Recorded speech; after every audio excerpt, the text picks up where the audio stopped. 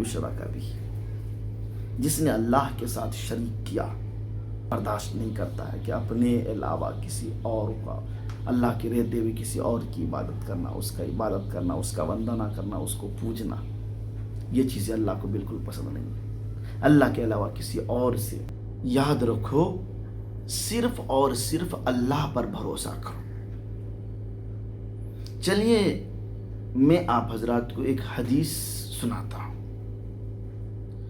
عمر بن العاص رضی اللہ تعالیٰ عنہ سے روایت ہے کہ رسول اللہ صلی اللہ علیہ وسلم نے ارشاد فرمایا کہ انسان کے دل کے لیے ہر میدان میں ایک راہ ہے، پھر جس نے اپنے دل کو تمام راہوں کے پیچھے لگا دیا تو اللہ پاک اس کی پرواہ نہیں کرے گا، کون سے میدان میں اسے تباہ کرے، اور جو اللہ پر بھروسہ کرے اللہ پاک اسے تمام میدانوں میں کافی ہو جائے گا۔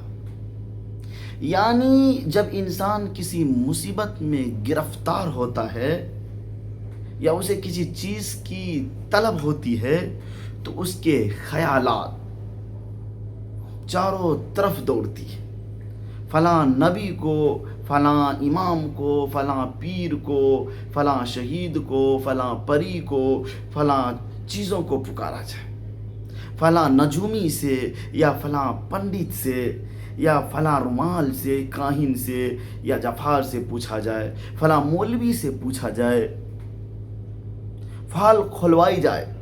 پھر جو کوئی ہر خیال کے پیچھے دوڑتا ہے اللہ پاک اسے اپنی قبولیت والی نگاہ پھیر لیتا ہے، اس سے کیا کرتا ہے اللہ رب العزت اس سے جو ہے اپنی قبولیت والی نگاہوں کو پھیر لیتا ہے، اس کو اپنے مخلص بندوں میں شمار نہیں فرماتا ہے۔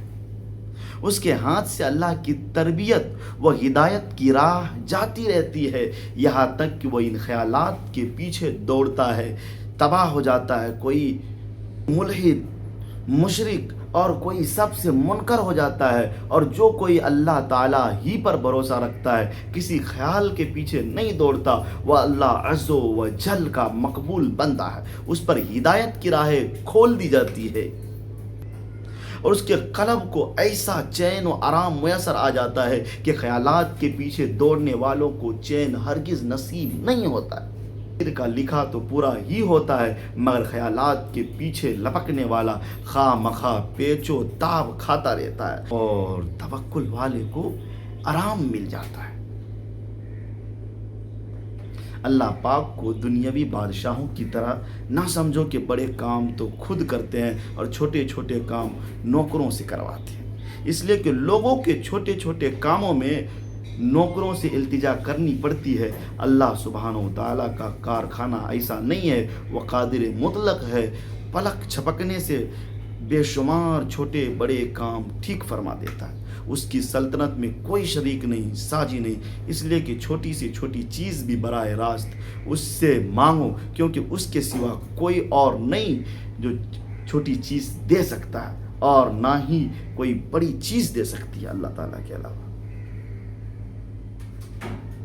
اللہ کے علاوہ کسی سے بھی نہیں مانگنا چاہیے، کسی پیر سے، کسی فقیر سے، کسی ملحد سے، یا کسی بڑے پہنچے ہوئے پنڈت سے، کسی پہنچے ہوئے بابا سے، کسی سے نہیں مانگنا چاہیے۔ یہ ساری کی ساری باتیں جو ہے شرک کے اندر آتا ہے، اور یہ ساری باتیں شرک ہے۔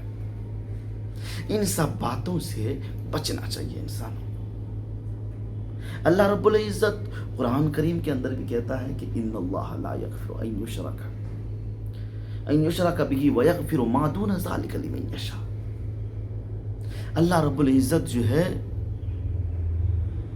سب کی گناہ کو معاف فرما دے گا اگر چاہے گا تو، ہر ایک شخص کی گناہ کو معاف فرما دے گا، لیکن ان یشرک بہ، جس نے اللہ کے ساتھ شریک کیا، جس نے اللہ کے ساتھ شریک کیا، اس کی گناہ اللہ رب العزت معاف نہیں فرماتے۔ اللہ رب العزت اس کی گناہوں کو معاف نہیں فرماتے ہیں۔ اس لیے شرک کی گناہوں سے ہمیشہ بچنی چاہیے۔ حضرت انس رضی اللہ تعالیٰ عنہ سے روایت ہے کہ رسول اللہ صلی اللہ علیہ وسلم نے فرمایا کہ ہر ایک مسلمان کو اپنے رب سے اپنی ضرورتیں مانگنی چاہیے، یہاں تک کہ نمک بھی اسی سے مانگے، اور جو قے کا قسمہ ہو جب ٹوٹ جائے وہ بھی اسی سے مانگے۔ ہر چیز اللہ رب العزت سے مانگنی چاہیے، ہر ایک چیز۔ لیکن انسان آج اللہ رب العزت کے دربار کو چھوڑ کر کے غیر اللہ کی طرف مڑتے جا رہے ہیں، غیر اللہ سے مانگتے ہیں۔ ایسی نہیں کرنی چاہیے، ایسی باتوں سے توبہ کرنی چاہیے۔ غیر اللہ سے مانگنا شرک ہے میرے بھائیوں، اور شرک کو اللہ معاف نہیں فرماتا ہے۔ اللہ ایک ہی چیز کو برداشت نہیں کرتا ہے کہ اپنے علاوہ کسی اور کا، اللہ کے رہتے ہوئے کسی اور کی عبادت کرنا، اس کا عبادت کرنا، اس کا وندنہ کرنا، اس کو پوجنا، یہ چیزیں اللہ کو بالکل پسند نہیں ہے۔ اللہ کے علاوہ کسی اور سے مانگنا، یہ چیزیں اللہ کو بالکل بھی پسند نہیں۔ پسند کیا ہے اللہ رب العزت کو؟ اللہ رب العزت کو کیا پسند ہے؟ اللہ رب العزت کو صرف اپنی عبادت پسند ہے، کہ اللہ کہتا ہے کہ صرف مانگو، مجھ سے مانگو، میرے علاوہ کسی اور سے نہ مانگو۔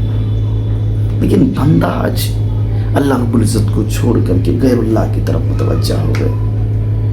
پیر سے مانگتے ہیں، فقیر سے مانگتے ہیں، کسی کے مزار پر جا کر کے مانگتے ہیں، کسی پنڈت کے پاس مانگتے ہیں، کسی بابا سے مانگتے ہیں، بابا جی ہمیں اولاد دے دیجیے، اولادیں نہیں ہو رہی تو بابا کے پاس چلے گئے، اولاد نہیں ہو رہی ہے شہید کے پاس چلے گئے، اولاد نہیں ہو رہے فقیر کے پاس چلے گئے، اولاد نہیں ہے کسی مولوی کے پاس چلے گئے کہ مولوی یہ ساری چیز کرتا ہے۔ یاد رکھو میرے بھائی، یہ مولوی، فقیر، پنڈت، پھال کھلانے والے، نجومی، یہ لوگ یہ نہیں کرتے۔ ساری ذات تو اللہ کے ہاتھ میں، سب کچھ تو اللہ رب العزت کرتا ہے۔ پھر کیوں ایسی چیزوں کے اندر پڑے ہوئے؟